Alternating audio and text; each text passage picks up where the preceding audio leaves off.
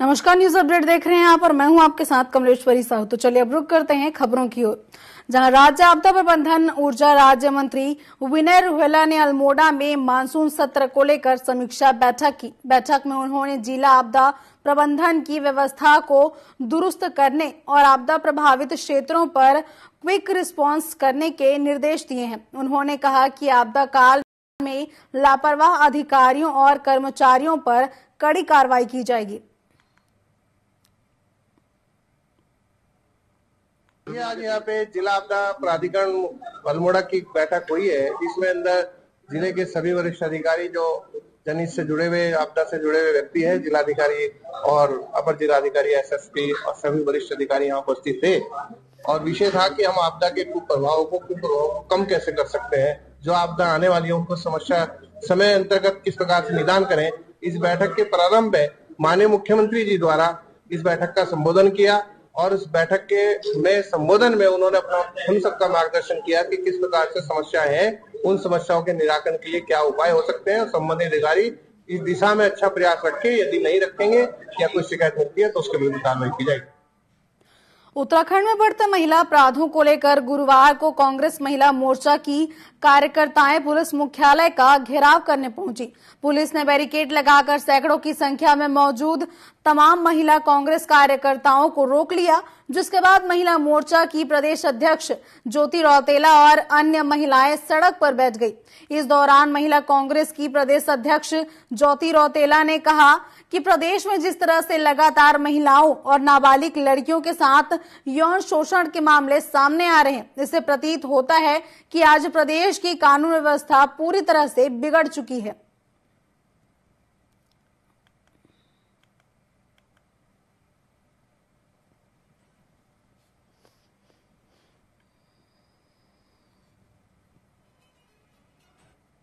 देखिए, हम लोग प्रदर्शन कर रहे हैं, महिला कांग्रेस आज प्रदर्शन कर रही है उस चीज के लिए कि पूरे प्रदेश में आज महिलाओं के साथ जिस तरीके से अत्याचार हो रहा है। कल चंपावत में एक नाबालिग बच्ची के साथ गैंगरेप हुआ है, उससे पहले एक हफ्ते पहले हरिद्वार में गैंगरेप की घटनाएं हैं और प्रदेश में लगातार जो बलात्कार की घटनाएं बढ़ रही, महिलाओं के ऊपर अत्याचार की घटनाएं जो बढ़ रही, उसके खिलाफ हमारा ये प्रदर्शन है। हमारी सरकार और प्रशासन से मांग है कि वो जो बलात्कारी हैं उनको सख्त सजा दे, फांसी की सजा दे और जल्दी उस चीज को करे, फास्ट ट्रैक कोर्ट में केस को चलाया जाए, जल्दी सजा दे ताकि एक एग्जाम्पल सेट हो।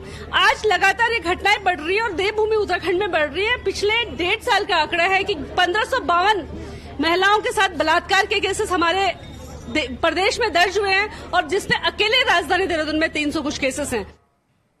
चमोली जिले के बद्रीनाथ उपचुनाव के लिए सभी राजनीतिक पार्टियों ने अपना प्रचार प्रसार तेज कर दिया है। वहीं भाजपा ने गुरुवार को पीपल कोटी मंडल में महिला मोर्चा सम्मेलन आयोजन किया, जिसमें सैकड़ों की संख्या में महिलाओं ने प्रतिभाग लिया। सम्मेलन में महिलाओं की भारी संख्या देख बीजेपी प्रत्याशी राजेंद्र भंडारी खासे उत्साहित नजर आए। इस दौरान उन्होंने कहा कि एक बार फिर इस उपचुनाव में बीजेपी रिकॉर्ड तोड़ मतों से विजयी होगी।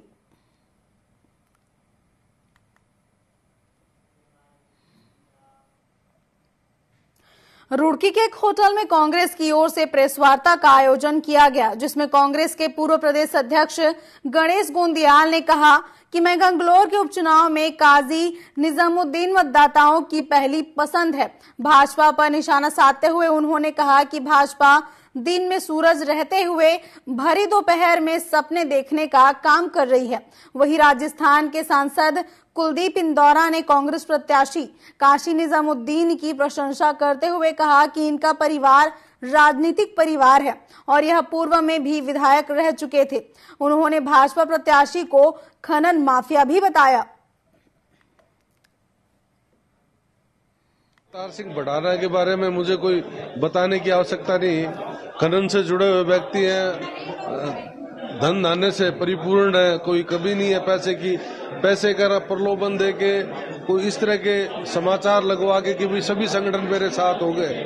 और आप भी परिस्थितियां जानते हैं कि एक बाहर से आयात किया हुआ व्यक्ति वो तो आकर यहाँ विकास करवा देगा। एक यहाँ जो व्यक्ति लंबे समय से जिसका पूरा परिवार यहाँ बैठा है, जो संघर्ष कर रहा है, लोगों के दुख सुख में तैयार है, उसके बारे में आप क्या मानते हैं कि वो लोग वोट देंगे? नहीं, मेरा ये मानना है कि काजी जी को वोट मिलेंगे। जो बाहर से आयात किया उम्मीदवार है उसको कतई लोग पसंद नहीं करते, ये मैंने बहुत सी जगह देखा।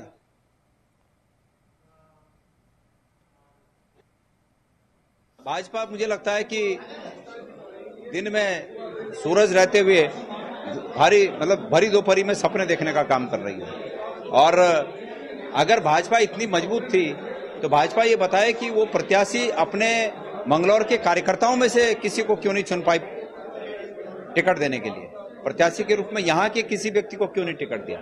ये तो मंगलौर विधानसभा क्षेत्र के भाजपा के तमाम कार्यकर्ताओं का घोर अपमान है। बद्रीनाथ विधानसभा उपचुनाव की मतगणना 13 जुलाई को होगी। निष्पक्ष एवं पारदर्शिता के लिए मतगणना के लिए बृहस्पतिवार को जिला निर्वाचन अधिकारी हिमांशु खुराना की अध्यक्षता में पहले रेड कमांडेशन कर कर्मियों की तैनाती की गई है। मतगणना के लिए 14 टेबल लगाई जाएंगी। पहले रेडमाइजेशन में रिजर्व सहित 17 मतगणना सुपरवाइजर, 18 मतगणना सहायक और 22 माइक्रो ऑब्जर्वर तैनात किए गए हैं। वहीं मतगणना के लिए 6 जुलाई को सभी कर्मियों को प्रशिक्षण दिया जाएगा। दूसरे रेडमाइजेशन में कर्मियों की टीम बनाई जाएगी और तीसरे रेडमाइजेशन में कर्मियों को टेबल आवंटित की जाएंगी।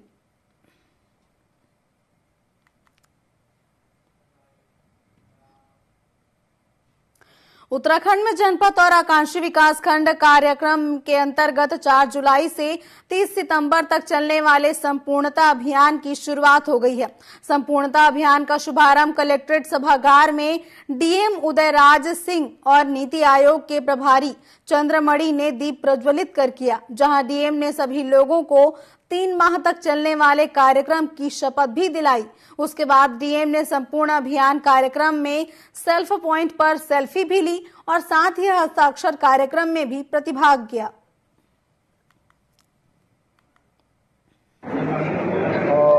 आज जो संपूर्णता अभियान कार्यक्रम का शुभारंभ कलेक्ट्रेट की सभागार से शुरू किया गया है, इसका मुख्य उद्देश्य है कि कुछ क्षेत्र ऐसे हैं जहाँ पर महिलाओं को, बच्चों को, किसानों को तमाम तरह की बेसिक ज़रूरतें होती हैं आम लोगों को। उस दिशा में भारत सरकार ने, प्रदेश सरकार ने एक अपना लक्ष्य निर्धारित किया है कि आगामी 3 माह में चरणबद्ध तरीके से इन 7 कार्यक्रमों में हमें 100% लक्ष्य हासिल करना है। उत्तराखंड अल्पसंख्यक आयोग के उपाध्यक्ष मजहर नईम नवाब गुरुवार को रुद्रपुर पहुंचे, जहां उन्होंने विकास भवन के सभागार में जनपद के अधिकारियों के साथ समीक्षा बैठक की। बैठक में सरकार की ओर से चलाई जा रही योजनाओं को धरातल पर उतारने के सख्त निर्देश दिए हैं। साथ ही उन्होंने कहा कि कुछ अधिकारी आधी अधूरी तैयारी के साथ बैठक में आए थे और कुछ अधिकारी बैठक में नहीं आए हैं, उनको स्पष्टीकरण नोटिस दिया जाएगा। साथ ही उन्होंने बिजली विभाग के अधिकारी को तलब किया है। कुछ अधिकारी आज जो है हमारी बैठक में नहीं आए, हमने उनको स्पष्टीकरण का नोटिस जारी करना है। 3 दिन में उन्होंने अपना स्पष्टीकरण देना है। इसके अलावा जिन अधिकारियों से हमने सूची मांगी है उन्होंने दी है। 3 दिन का समय लिया है। लगातार हम जो बैठकें, समीक्षा की बैठकें और अल्पसंख्यक कल्याण से संबंधित योजनाओं की बैठकें कर रहे हैं। उन योजनाओं में हमें उधम सिंह नगर सबसे बड़ा जिला हरिद्वार के बाद अल्पसंख्यक बहुली क्षेत्र के हिसाब से आता है। योजनाओं का निस्तारण किस तरीके से हो रहा है ये आप लोगों के सामने है। और आज जो कमियां पाई गई हैं मुख्यमंत्री हुनर योजना के तहत और अल्पसंख्यक कल्याण की योजनाओं में काफी कमियां पाई गई। उत्तराखंड के बद्रीनाथ और मंगलौर विधानसभा सीट पर भाजपा जीत का दावा कर रही है। बीजेपी प्रदेश अध्यक्ष महेंद्र भट्ट ने भी दोनों विधानसभा सीटों पर जीत के लिए तैयारी तेज कर दी है। महेंद्र भट्ट ने कहा कि जनता सिर्फ विकास के नाम पर वोट देती है और भाजपा विकास को हमेशा से प्राथमिकता देती आई है, इसीलिए दोनों सीटों पर भाजपा की ही प्रचंड जीत होगी। जयंत चौधरी जी की बहुत बड़ी जनसभा है, माननीय मुख्यमंत्री जी और मैं भी उस कार्यक्रम में रहेंगे और विजय भगोना जी को हमारा बद्रीनाथ विधानसभा के अंदर उनके कार्यक्रम, सौरभ जी का कार्यक्रम लगे, विजय भगोना कार्यक्रम ने मांगा हुआ है। इसके साथ साथ हमारे निशंक जी पूर्व मुख्यमंत्री हैं, हमारे पूर्व मुख्यमंत्री और वहाँ के सांसद है पौड़ी लोकसभा के तीरथ सिंह रावत जी, उनका कार्यक्रम बनने वाला। और कल 7 तारीख और 8 तारीख को माननीय मुख्यमंत्री की 6 जनसभाएं ये बद्रीनाथ विधानसभा के अंदर विभिन्न स्थानों पर रहेंगी। छोटी सभाएं, छोटे क्षेत्रों में छोटी सभाएं रहेंगी, लेकिन एक अच्छा माहौल है। मैं विश्वासपूर्वक कह सकता हूँ कि दोनों विधानसभा भारतीय जनता पार्टी अच्छे मतों से जीतने जा रही है।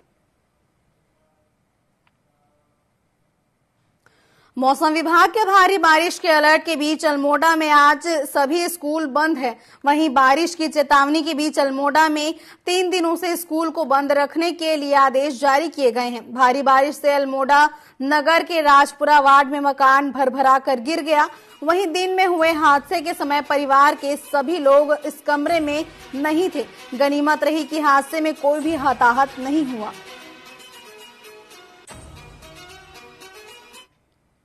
ये और मैं दोनों ही थे। जैसे ही मैं कमरे में देखने गई, पानी छू रहा था, मैं जैसे ही बाहर को निकली उसी टाइम ये छत अंदर को गिर गई। कल की जो बारिश हुई है, उस बारिश के बाद एक मकान यहाँ पर ध्वस्त हो गया है। उसकी जो दोनों तरफ की दीवारें हैं, छत गिर गई है, दोनों तरफ की दीवारें इस स्थिति में है कि पत्थर है, पत्थर के नीचे केवल मिट्टी है और वो मकान वो दीवारें कभी भी टूट सकती है। पूरे उत्तराखंड में हो रही भारी बारिश ने आम जनजीवन को प्रभावित कर दिया है, तो वहीं स्मार्ट सिटी के रूप में जाने जाने वाला देहरादून के भी स्मार्ट बनने की कलाई खुलते नजर आ रही है। वहीं कांग्रेस वरिष्ठ नेता उपाध्यक्ष सूर्यकांत धस्माना ने कहा कि झमाझम मूसलाधार वर्षा ने सिस्टम के दावों की फिर से पोल खोल दी है। वर्षा के दौरान शहर के हालात और बदतर हो गए हैं। आगे उन्होंने ये भी कहा कि स्मार्ट सिटी के अंतर्गत आने वाले एक भी ऐसे सड़क नहीं बचे जिसमें स्मार्ट सिटी के नाम पर खुदाई ना की गई हो।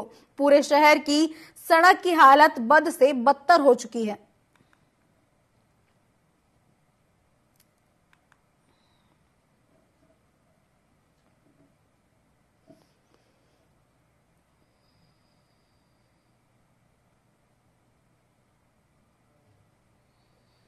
स्मार्ट सिटी में जो सैकड़ों करोड़ रुपए का घोटाला हुआ है उसकी सीबीआई जांच होनी चाहिए। सीबीआई जांच के बिना काम नहीं चलेगा।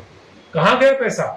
जब सड़कों में जलभराव हो रहा है, पानी सड़कों में बह रहा है, नालियां चौक पड़ी हुई है, आपने ड्रेनेज प्लान शहर के अंदर इंप्लीमेंट किया ही नहीं, तो कहां आपका स्मार्ट सिटी के नाम का पैसा गया? ये बहुत बड़ा घोटाला है, इसकी जांच होनी चाहिए। और शहर का तो जो हाल है वो शहर के लोग देख रहे हैं। रुड़की के मंगलौर में उपचुनाव को लेकर पुलिस ने उत्तर प्रदेश की सीमा से सटे हुए बॉर्डर पर चेकिंग का अभियान चलाया हुआ है। चेकिंग के दौरान अभी तक कारों और अन्य वाहनों से 12 लाख से अधिक नकदी पकड़ा चुकी है। वहीं पुलिस ने नशा तस्करों के विरुद्ध भी अभियान चलाया, जिसमें पुलिस की नशा तस्करों पर भी विशेष नजर है।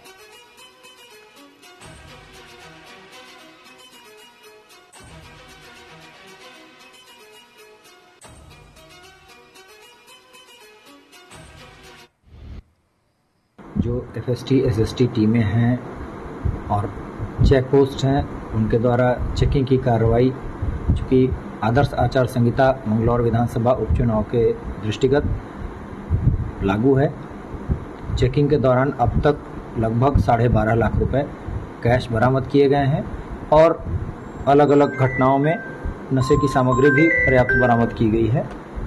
निरंतर ये कार्रवाई चलती रहेगी और जो भी चीज़ें रिकवर होती हैं वो उसके अनुसार SOP के अनुसार उसमें अग्रिम कार्रवाई की। न्यूज अपडेट में फिलहाल बस इतना ही। आगे की तमाम खबरों के लिए आप बने रहिए TV 24 के साथ। नमस्कार।